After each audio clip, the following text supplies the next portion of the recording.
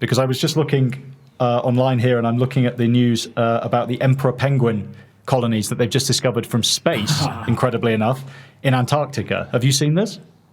Absolutely. I was amazed, like even got my old book, Antarctic Wildlife from Calderón-Franco. I was looking like there are several plotted colonies of these penguins, and now from space, like looking at basically their feces, they record how much? 18-20% more, penguins today of this species. Is just crazy.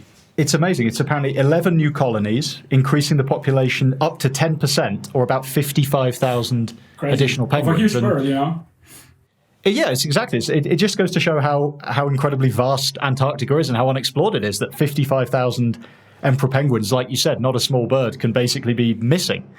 And you pointed out that they found them from their feces. Exactly. The headline here is "Poop stains visible from space reveal hidden colonies of Antarctic penguins," which is a wonderful headline. Oh, lovely. Sweet.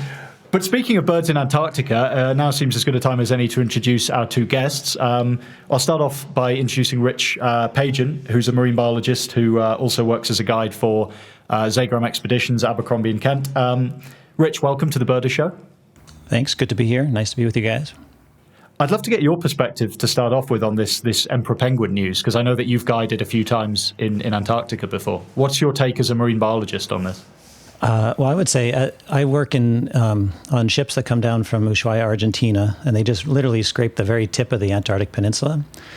And so we don't see emperor penguins on those trips hardly ever. In fact, it's very exciting when we do. And when it happens, it's when we take the ship into the gap kind of between some islands and the very tip of the peninsula and head into the Weddell seaside, because there's the northernmost colony of emperor penguins is at Snow Hill Island, which is not too far from there. So you can cross your fingers and do all your lucky dances and get everybody on deck and stick your head into the nose of the ship into the ice. And sometimes in December, when those colonies are breaking up, the birds are just floating on ice floes, and there is a chance that you would see them. And so in about 15 years of trying, I think maybe I've seen about a half dozen sightings of them, and it makes the trip. It's fantastic. But the thing that really strikes me about this news is just how little we know about the natural world. This is the largest penguin species and megafauna, and something that we missed 20% of them. So remarkable news.